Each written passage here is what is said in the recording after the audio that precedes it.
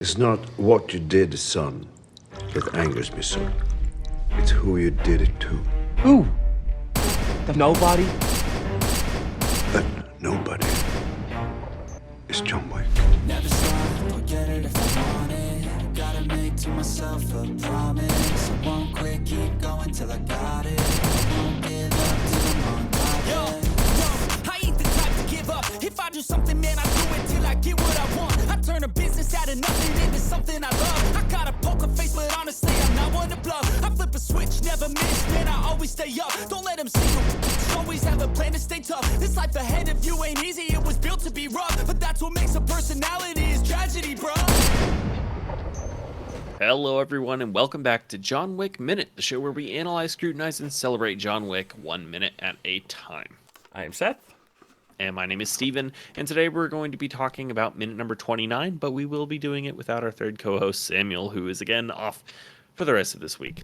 And we're not mentioning him again for the next couple episodes. Minute number 29.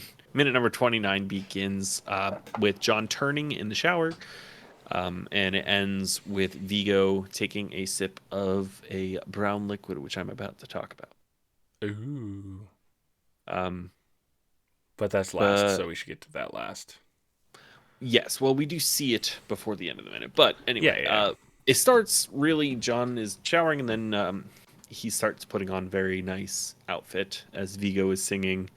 I looked into this, and it wasn't on Google in the first few results anyway as like an actual Russian folklore song as much as just like a made-up folklore song, Vigo singing about the boogeyman, with very stylized subtitles appearing on the screen.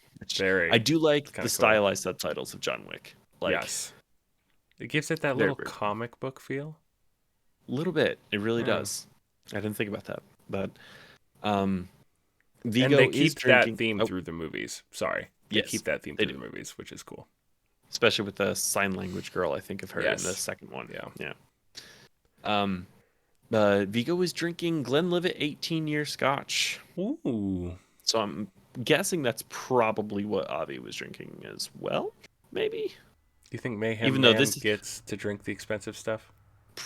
Well, maybe not. I don't know. But this is actually different. I just realized that because, like, he's in a different place now. He's sitting in front of a fire, right? He's not at the bar.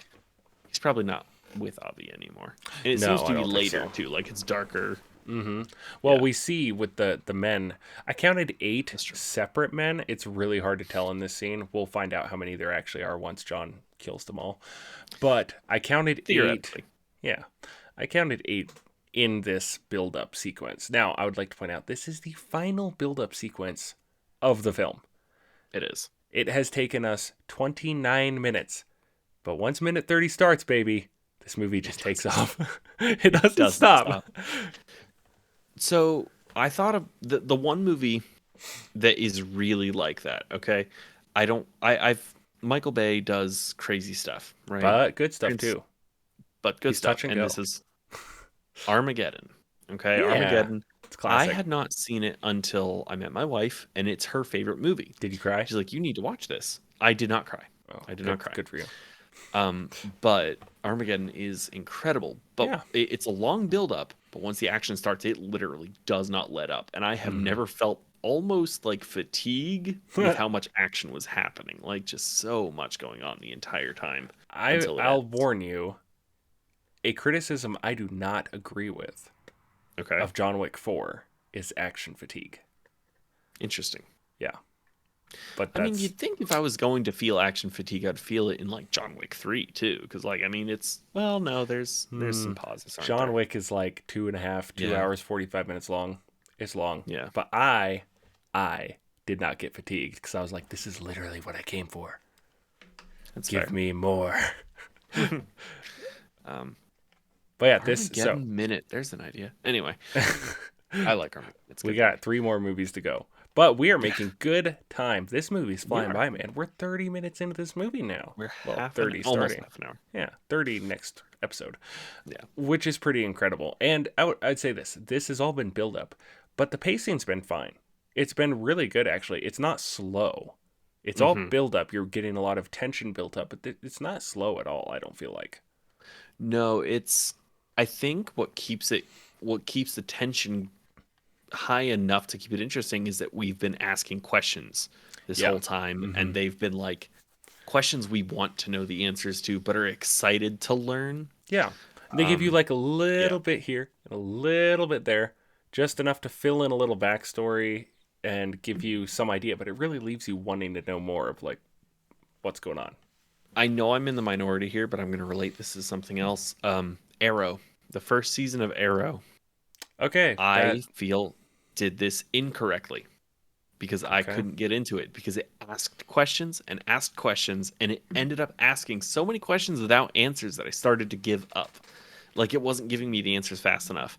And so just like, I don't know, I eventually I don't know, I maybe got 10 episodes in and I just couldn't do it anymore. Okay, see, that is a show that I thought started off really strong, and then it got, I don't know, 5 seasons in, and just Don't all shows die it after didn't 5 suck, seasons? but they had just changed it into a formulaic kind of deal where it was the same deal. You would have some sort of action sequence at the beginning of the episode with all the new people in there, and then something would go wrong and they'd have to fix it. By the end of the episode, whatever character had a problem would work through it. They'd be a team again, and it was literally almost like watching the same episode over and over. The first few seasons were good because they had the mystery. Sure. And after they lost the mystery, it was not anywhere near as good. Gotcha. But total side trail there.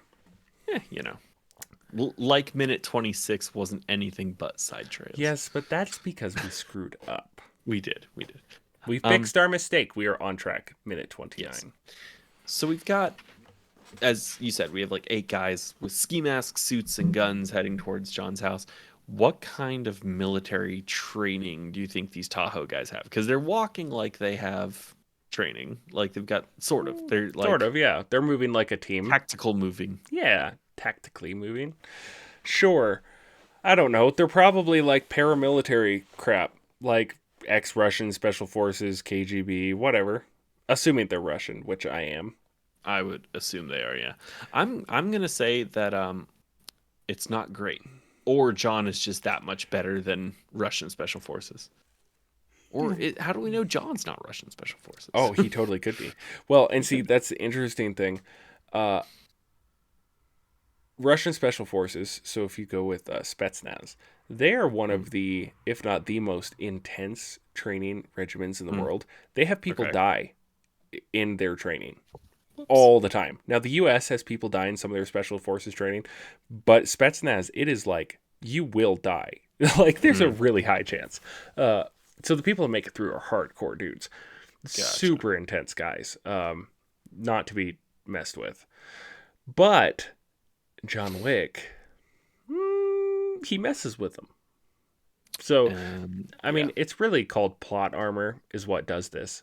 But we just see that it goes to show in the very opening of John Wick's reveal just how good he is. It's true. Yeah. And that's like the point, I think. Yeah. And we'll definitely get there. There, yeah. We'll definitely get there. But quick question on the Glenlivet Scotch. Have you ever had Glenlivet? I have. Not 18, though. I think I had 12. I believe I had And 12.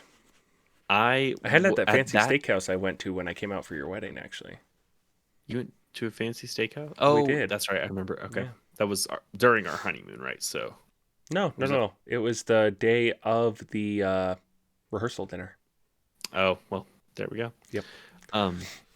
Either way, I was not a big Scotch person.